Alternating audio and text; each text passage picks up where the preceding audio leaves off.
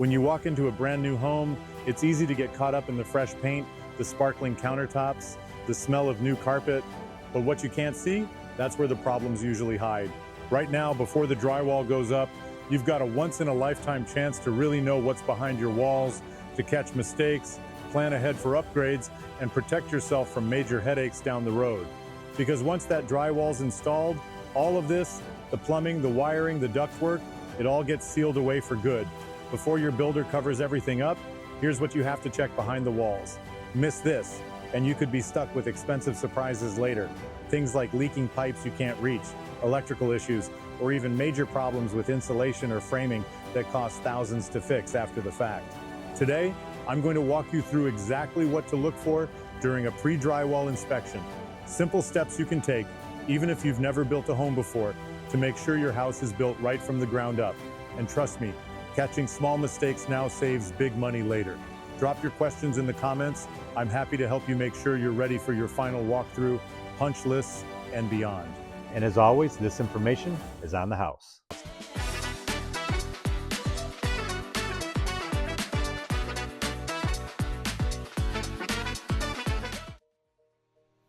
Okay, so as you can see, there's houses in every stage of construction here.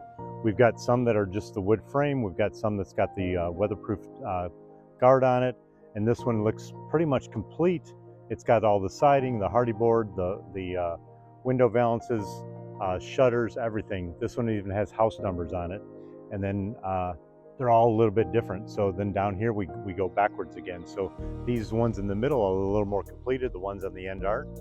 And then if you go across the street, those look like they're ready to move in. They've got mulch, they've got landscaping, they've got all the side lights. They look like they're ready to be delivered to the homeowner, and they may be. But again, these are construction sites.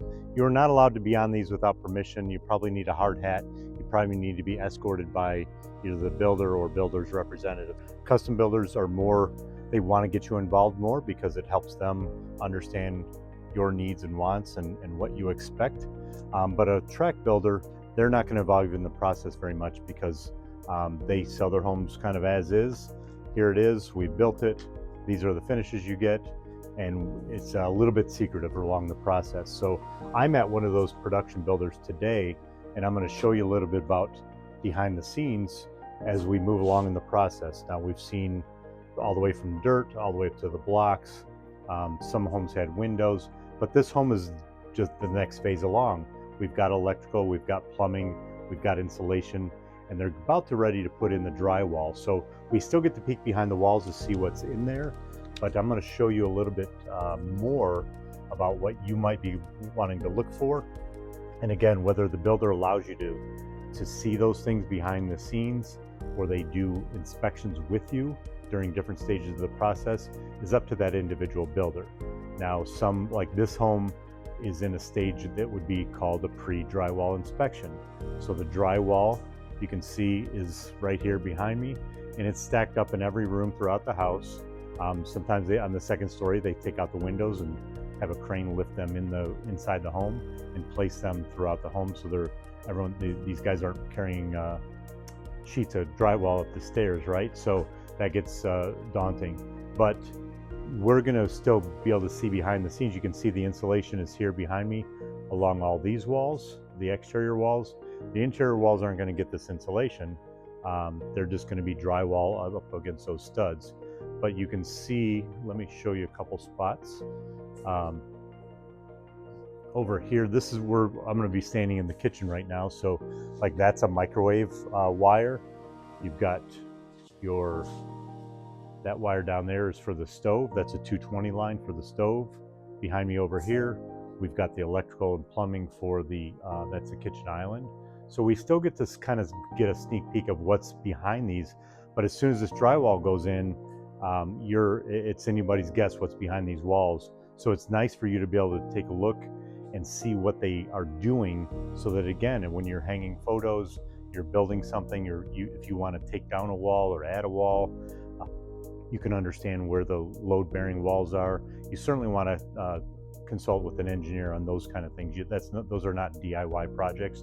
But when you're hanging holiday things, maybe adding a fireplace or hanging a television or something like that, you want to know so you don't hit plumbing lines or electrical lines when you're trying to hang something on the wall. So let's take a look at those kind of things and see what we can see.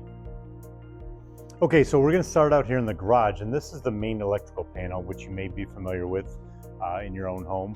This is obviously not completed yet, but you can see all the wires, and these are running up through the ceiling and to the various parts of the home. So they're kind of spread out once they leave this box, and you can see they are all labeled right here. So you're not going to see any of this ever. You'd have to take where the breakers are. There'll be breakers here, you know how they're tripped sometimes. That's what you're going to see behind here. But right now, they are labeled microwave, dishwasher, lavatory, washer and dryer, things like that. And you're going to see those things throughout the home. The builders are also going to write notes to their subcontractors that they, hey, take this down, move this isn't up to code. They're going to put those things in place for you.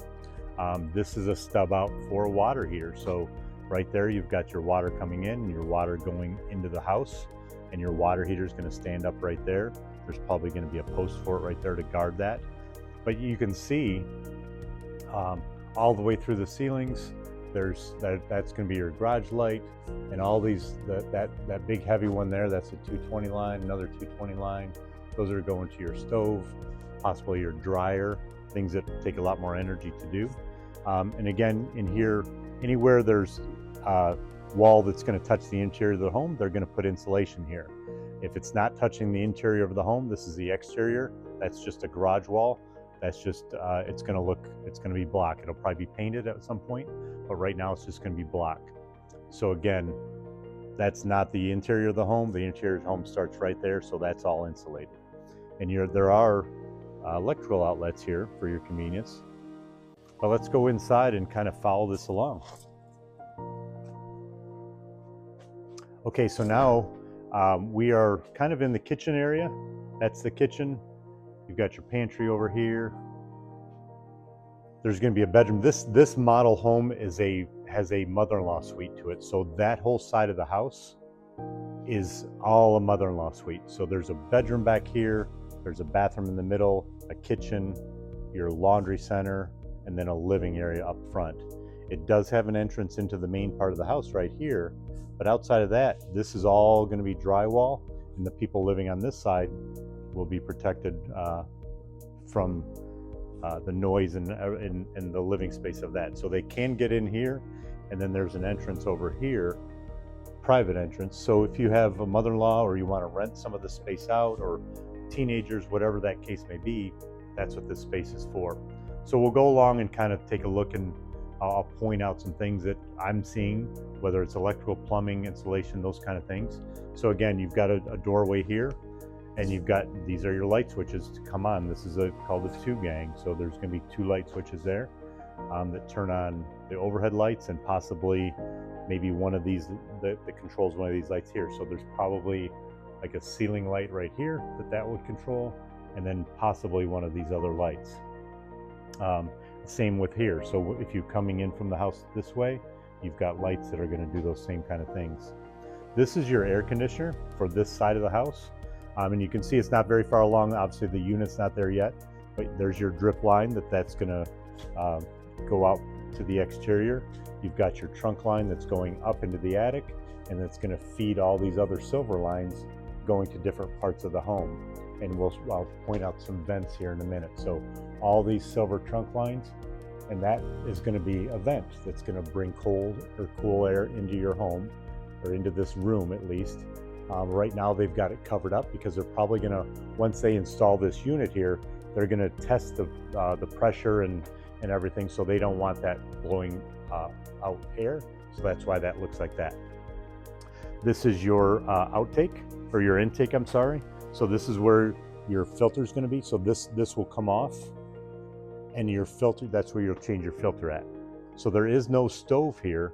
I don't see, probably not a dishwasher either, because I don't see, you could probably hook into this. I'm not sure if this calls for a dishwasher or not.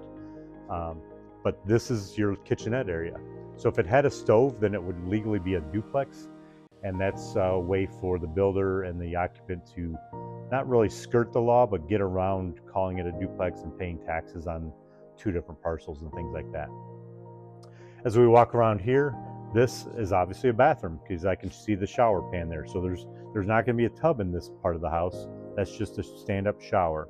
And you can see the plumbing, all of our plumbing, like I mentioned earlier, plumbing comes up through the slab. So that plumbing was put there before this concrete was there, and it has to be spot on to make all this work. So that little stub out was there prior to them putting a pan here. That's where they knew exactly where the pan went. You've got your controls for your hot and cold water. You follow up, and that would be your shower head right there. You do have a light in the shower. And you can see the ductwork is going overhead. So hopefully this has a really strong vent in here, because you don't want moisture and stuff getting up, because you can see it's all wood and insulation, and you don't want that. And that's what that is right there. That's an attic vent, or a ceiling vent. And you can also see, if I follow that along, it does go outside too. So that's nice. It vents outside, not into your attic, putting moisture into your attic. So those are good things that you want to look for. Right here, we've got our plumbing for our vanity. You've got hot and cold water and your sewer line. And then this is your toilet line. You've got water coming in to feed the toilet and a waste line going out. And you can see the size of pipe that is versus the size of pipe just for water. Obviously, toilet needs extra capacity to flush. This is going to be a doorway. I can see the way it's framed out here. And this is going to be the bedroom. It does face the rear of the house, and outside of that, there's not much going on here in this room because there's not much 2 bedrooms. You're going to be your AC vent.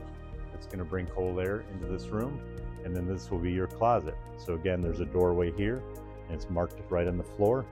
I don't know what type of door they're going to do here, whether it's a pull-out door or I don't think the builder is going to do a barn door in this style, but you certainly have room for it. But there's going to be AC in here, and there's going to be a light also. So this closet is pretty roomy, and it also has AC and a light. You've got different electrical things on the wall, and again, you can see there's notes from the construction manager to the subs.